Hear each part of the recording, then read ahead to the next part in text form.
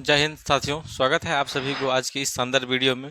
और आज की इस वीडियो में हम लोग जानने वाले हैं यूज ऑफ हैज और हैव। तो दोस्तों, आज की इस वीडियो में हम लोग फुल डिटेल में समझेंगे जो हम लोग हैज और हैव का यूज किस कंडीशन में करते हैं और क्यों करते हैं। तो आप लोग वीडियो में लास्ट तक बने रहें और चलिए इसको हम बिल्कुल डिटेल में आसानी तरीक़ा से समझते हैं जो हैज और हैव का यूज हम लोग किस कंडीशन में करते हैं और क्यों करते हैं। सबसे पहले हम लोग जानेंगे आखिर हैज और हैव का मतलब क्या होता है। देखिए दोस्तों, हैज और हैव एक हेल्पिंग वर्ब भी है और एक मेन वर्ब भी है, लेकिन हम लोग इस वीडियो में हैज और हैव को एज हेल्पिंग वर्ब के रूप में पढ़ेंगे। देखिए, हेल्पिंग वर्ब के रूप में हैज और हैव का हिंदी मीनिंग जो होता है वो होता है पास होना। हैज और हैव का मतलब होता है पास होना, ठीक है। जब हमारे पास कोई वस्तु या कुछ भी होता है तो वहाँ पे बताने के लिए हम लोग हैज और हैव का यूज करते हैं। तो सबसे पहले हम इसका स्ट्रक्चर जानेंगे। आखिर इसका स्ट्रक्चर क्या होता है। इसका स्ट्रक्चर जो हो जाएगा, सबसे पहले हो जाएगा सब्जेक्ट, सब्जेक्ट के बाद हो जाएगा हैज या हैव, फिर हो जाएगा ऑब्जेक्ट। यानी सबसे पहले आपको लगाना होगा सब्जेक्ट, फिर लगाना होगा हैज या हैव और फिर ऑब्जेक्ट। अब यहाँ पर हमारे पास दो हेल्पिंग वर्ब है, एक है हैज, दूसरा है हैव। अब यहाँ पे कन्फ्यूजन होगा बहुत सारे लोगों को, जो हैव किस कंडीशन में लगाएंगे और हैज किस कंडीशन में लगाएंगे। तो देखिए, हैज जो लगेगा जब हमारा सब्जेक्ट सिंगुलर होगा, जब हमारा सब्जेक्ट सिंगुलर होगा तो वहाँ पर हम लोग हैज लगाएंगे, और जब हमारा सब्जेक्ट जो है वो प्लुरल होगा तो वहाँ पर हम लोग हैव का यूज करेंगे। जैसा कि हमने एक सेंटेंस बोले, यहाँ मेरे पास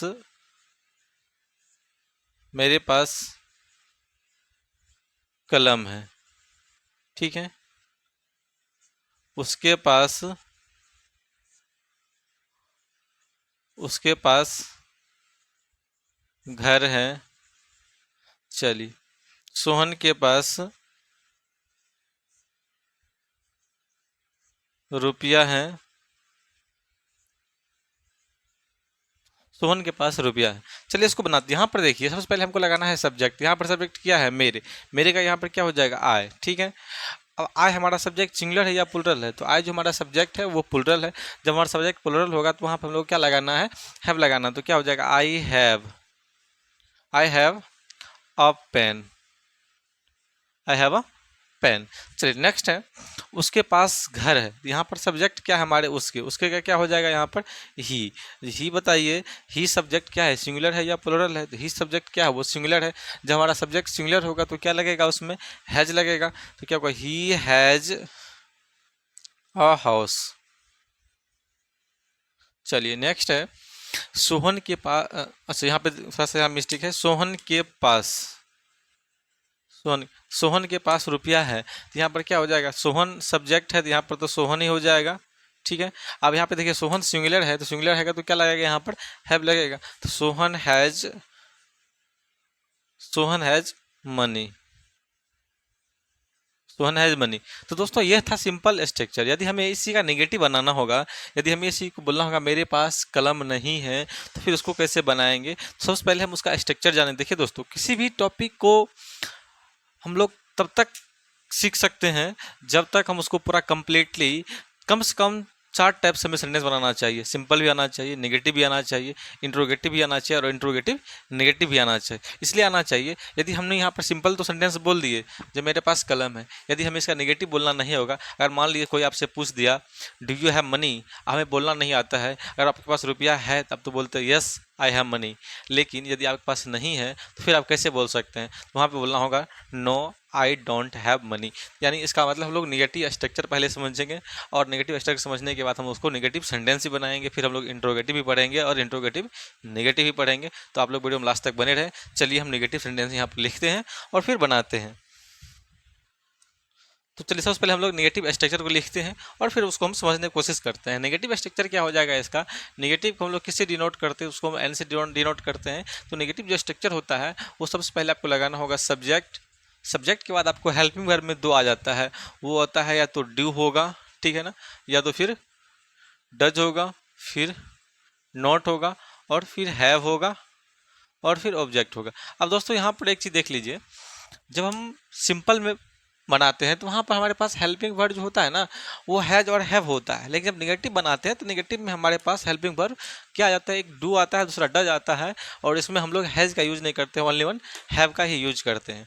अब यहाँ पे कन्फ्यूजन थोड़ा सा होगा कि हम डू किसके साथ लगाएं और डज किसके साथ लगाएं। तो यानी यहाँ पर आप देख सकते हैं, यानी डू किसके साथ लगाएंगे और डज किसके साथ लगाएंगे। तो डू हमेशा लगेगा प्लूरल सब्जेक्ट के साथ, ठीक है ना, प्लूरल सब्जेक्ट के साथ लगेगा, और डज हमेशा लगेगा वो सिंगुलर सब्जेक्ट के साथ लगेगा। और आपको पता होना चाहिए तो सिंगुलर सब्जेक्ट क्या होता है और प्लूरल सब्जेक्ट क्या होता है। तो सिंगुलर सब्जेक्ट होता है ही सी इट नेम, ठीक है ना, और प्लूरल सब्जेक्ट होता है आई वी यू दे और सेकेंड नेम। जब दो नाम होगा तो वहाँ पर हम लोग किसका यानी डू का यूज करेंगे, यानी प्लूरल सब्जेक्ट जब होगा तो वहाँ पर हम लोग डू का यूज करेंगे। चलिए ये तो आप समझ गए इसका स्ट्रक्चर होता है। अब यहाँ पे हम लोग कुछ क्वेश्चन लेते हैं और क्वेश्चन को सॉल्व करते हैं।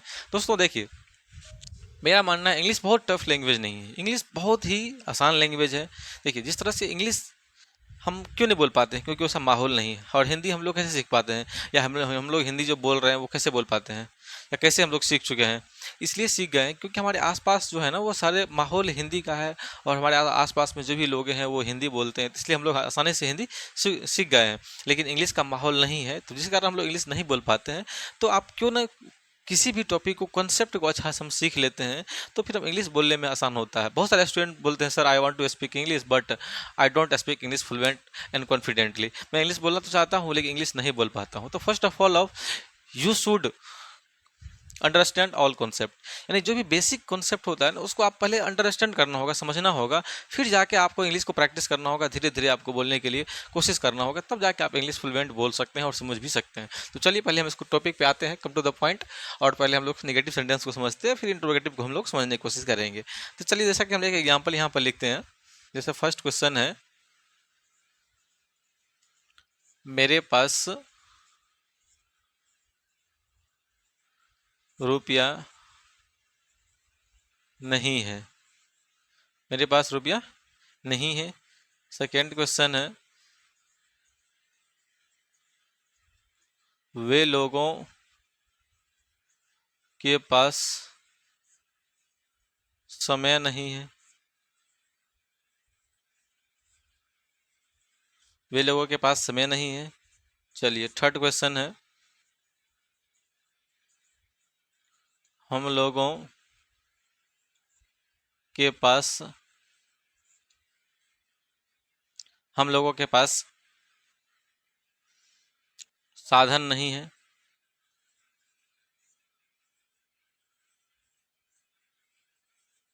देखिए दोस्तों, बहुत सारे यहाँ पे स्टूडेंट सोचते होंगे सर आप बहुत मतलब ऑब्जेक्ट जो लेते हैं बहुत नॉर्मल ऑब्जेक्ट लेते हैं। देखिए ऐसा बात नहीं है, जो मेरे पास वोकेबलरी कम है, मेरे पास वोकेबलरी बहुत ज़्यादा है, लेकिन हम इसलिए अभी छोटे छोटे सेंटेंस का यूज़ करते हैं, छोटे छोटे ऑब्जेक्ट लेते हैं, नॉर्मल ऑब्जेक्ट, ताकि जो भी बिगनर है वो आसानी से इस चीज़ को समझ सकता है और अपने कॉन्सेप्ट को अंडरस्टैंड कर सकता है। इसलिए हम लोग यहाँ पर क्या करते हैं, छोटे छोटे सेंटेंस को लेते हैं, कोशिश करते हैं। तो चलिए इसको हम सॉल्व करते हैं। फर्स्ट क्वेश्चन है, मेरे पास रुपया नहीं है, तो यहाँ पर सब्जेक्ट है मेरे, मेरे का क्या होता है ये तो आपको पता ही है, आई। अब यहाँ देखिए, जब हमारा सब्जेक्ट आई किस में आता है, तो वो प्लुरल में आता है। तो प्लुरल में आता है तो क्या लगाएंगे इसके साथ, यहाँ के साथ डू लगाएंगे, तो क्या होगा, आई डू, आई डू। उसके बाद क्या लगाना है, नॉट, आई डू नॉट। उसके बाद फिर क्या लगाना है, have, I do not have.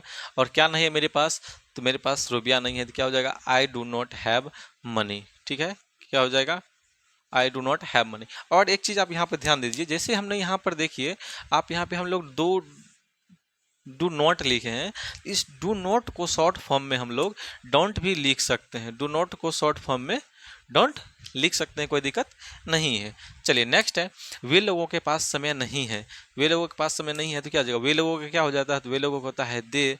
ठीक है ना, अब दे, जब दे प्लुरल सब्जेक्ट है तो क्या आ जाएगा, डू आएगा। तो यहाँ पे नोट तो लिखना है, जिसको हम शॉर्ट फॉर्म में डू नॉट को शॉर्ट फॉर्म में क्या लिख सकते हैं, डोंट लिख सकते हैं। तो क्या हो जाएगा, they don't have time,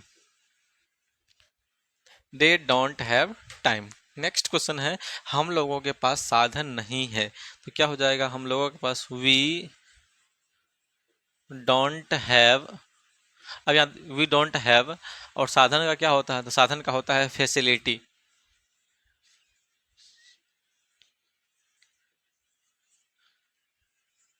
we don't have facility, हम लोगों के पास साधन नहीं है। ये तो था निगेटिव सेंटेंस। यदि मान लीजिए इसी का इंट्रोगेटिव होगा तो इंट्रोगेटिव कैसे बनाएंगे? इंट्रोगेटिव क्या होता है? यदि हमें किसी से क्वेश्चन पूछना होगा, do you have money, do you have water, do you have fan, do you have resource, do you have watch, do you have phone, यानी इस तरह से हम लोग क्वेश्चन किसी से पूछते हैं, फिर उसका हम लोग जवाब कैसे देंगे, या किसी से हम लोग क्वेश्चन कैसे पूछेंगे, या हम लोग से कोई क्वेश्चन पूछ लेगा तो उसको हम जवाब कैसे देंगे, उसके बारे में हम लोग जानते हैं। तो देखिए इंट्रोगेटिव में क्या होता है, इंट्रोगेटिव में जो ये हेल्पिंग वर्ब होता है ना, ये हेल्पिंग वर्ब को पहले आ जाता है और ये सब्जेक्ट बाद में चले आता है। अगर मान लीजिए यहाँ पे हम बोलना होगा, अगर किसी से हम लोग क्वेश्चन पूछना होगा, क्या तुम्हारे पास रुपया है, तो यहाँ क्या हो जाएगा, डू यू हैव मनी। अब चलिए हम ऐसे नहीं समझते हैं, तो हम पहले स्ट्रक्चर को यहाँ पे लिखते हैं और फिर जाके आपको हम समझाने की कोशिश करते हैं। तो आप लोग वीडियो में लास्ट तक बने रहें।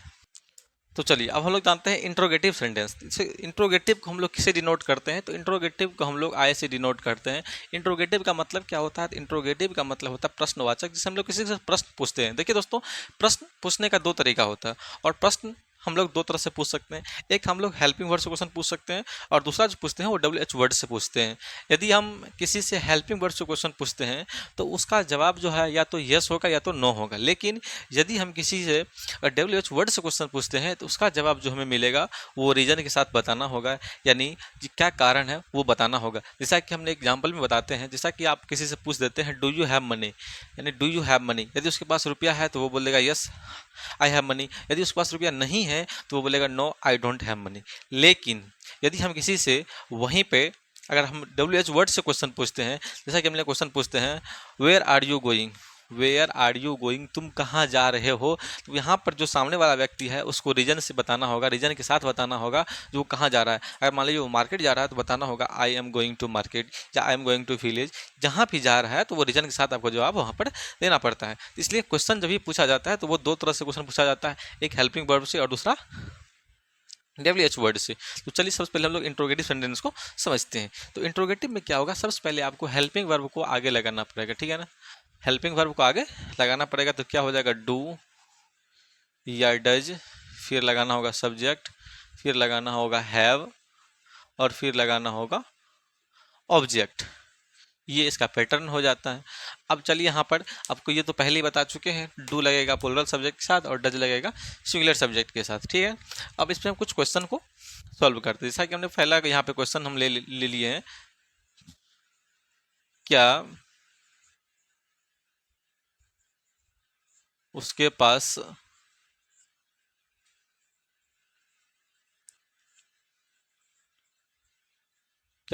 रुपया है।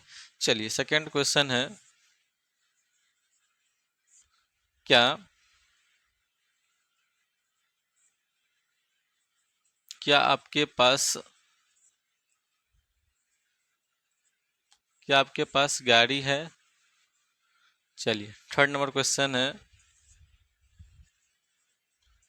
क्या वे लोगों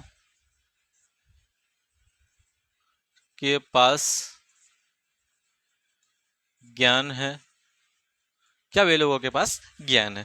तो चलिए इसमें हम क्या करते हैं कि हेल्पिंग वर्ब को पहले रखेंगे। तो यहाँ पर देखिए इस क्या के लिए हमको क्या करना है, हेल्पिंग वर्ब को पहले रखना है।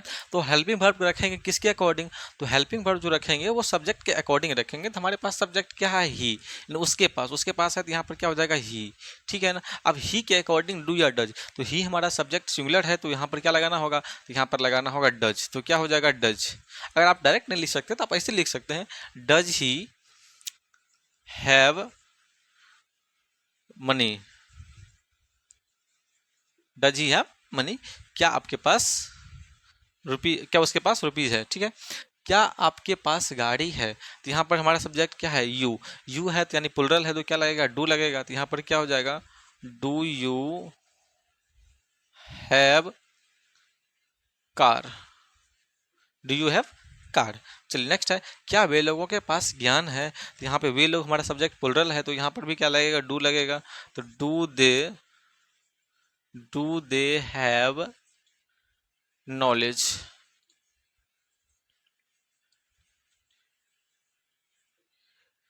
डू दे हैव नॉलेज, क्या वे लोगों के पास ज्ञान है। यदि मान लीजिए इसी का निगेटिव यदि बनाना होगा तो निगेटिव में क्या करेंगे हम लोग, सब्जेक्ट के बाद यहाँ पर नॉट लगा देंगे। जैसे हमें बताना होगा क्या आपके पास गाड़ी नहीं है, तो क्या होगा, डू यू नॉट हैव, यानी यहाँ पर जो क्या करना है, सब्जेक्ट के बाद जो है यहाँ पर, सब्जेक्ट के बाद यहाँ पर क्या करना है, आपको नॉट मेंशन कर देना है। क्या आपके पास गाड़ी नहीं है, क्या, do you not have car, क्या वे लोगों के पास ज्ञान नहीं है, do they not have knowledge, क्या उसके पास रुपया नहीं है, does he have not money. इस तरह से हम सेंटेंस को बना सकते हैं। देखिए दोस्तों, सबसे पहले प्रैक्टिस करना बहुत जरूरी होता है। किसी आप एक सब्जेक्ट को लीजिए, एक उसके आप चार चार पैटर्न बनाइए, चार चार सेंटेंस को बनाइए। जैसा कि हमने एक सेंटेंस लेते हैं आपके सामने में और उसको चार चार बनाते हैं, और देखिए हम कैसे उसको बनाते हैं। आप उस तरह से आप भी प्रैक्टिस करके सेंटेंस को बना सकते हैं और कॉन्सेप्ट को आसानी तरीका से आप सीख सकते हैं। जैसा कि यहाँ पर हम लोग सेंटेंस लिए हैं, देख सकते हैं आप सामने में। जैसा कि हम एक सेंटेंस लेते हैं और सेंटेंस को चार तरह से बनाते हैं। कैसे चार तरह से हम बनाएंगे, जैसे कि आप ये देख सकते हैं। जैसे यहाँ देखिए, I have money, I have money, मेरे पास रुपया है। मेरे पास रुपया नहीं है तो क्या हो जाएगा, आई don't have money, I don't have money. क्या मेरे पास रुपया है, तो क्या हो जाएगा, do I, do I have money. क्या मेरे पास रुपया नहीं है, तो क्या हो जाएगा, do I have not money, do I have not money. यानी आप एक क्वेश्चन को लेना है, एक सेंटेंस को लेना है और उस एक सेंटेंस को चार तरह से बनाना है। जैसा कि हमने सेंटेंस बनाए हैं, आई हैव मनी, मेरे पास रुपया नहीं, रुपया है, आई डोंट हैव मनी, मेरे पास रुपया नहीं है, डू आई हैव मनी, क्या मेरे पास रुपया है, do I have not money, क्या मेरे पास रुपया नहीं है। इस तरह से आप एक सेंटेंस को चार चार तरह से आप बनाते हैं तो आप कोई भी कॉन्सेप्ट जो है आसानी तरीका से आपको समझ में आ जाता है। दोस्तों, मैं आप सभी से एक रिक्वेस्ट करता हूँ, यदि आप लोग हमें अभी सपोर्ट करने की आवश्यकता है, यदि आप लोग हमें सपोर्ट करते हैं तो बहुत जल्दी एक अच्छा सा चैनल खड़ा कर पाएंगे। और ताकि इस चैनल के माध्यम से बिल्कुल फ्री ऑफ कॉस्ट जो भी बच्चे इंग्लिश सीखना चाहता है मैं उसको सिखाने की कोशिश करूँगा। क्योंकि दोस्तों, अभी के टाइम में बहुत से ऐसे कोचिंग है जिस पे हज़ारों रुपया लग जाता है लेकिन बच्चा सही से इंग्लिश नहीं सीख पाता। उसका कारण क्या है, वहाँ पर जैसे ही जाता है उसको टेंस वॉइस नरेशन, यानी उसको बोलता है आप ग्रामर सीख लीजिए आपको इंग्लिश बोलने के लिए आ जाएगा, लेकिन नहीं, this is not work guys. इसमें ऐसा नहीं है जो ग्रामर बच्चा पढ़ लेगा तो उसको इंग्लिश बोलने के लिए आ जाएगा, ऐसा बिल्कुल नहीं है। आपको कुछ बेसिक रूल्स होता है, उस बेसिक रूल्स को आपको समझना होगा। यदि आप बेसिक रूल्स को समझ लेते हैं, बेसिक कॉन्सेप्ट को आप समझ लेते हैं तो फिर आप आसानी तरह से इंग्लिश बोल सकते हैं। तो मिलते हैं नेक्स्ट वीडियो में, यानी आप हम लोग अभी हैज और हैव का प्रेजेंट पढ़े हैं, मिलते हैं हैज और हैव का पास्ट में। तब तक के लिए जय हिंद।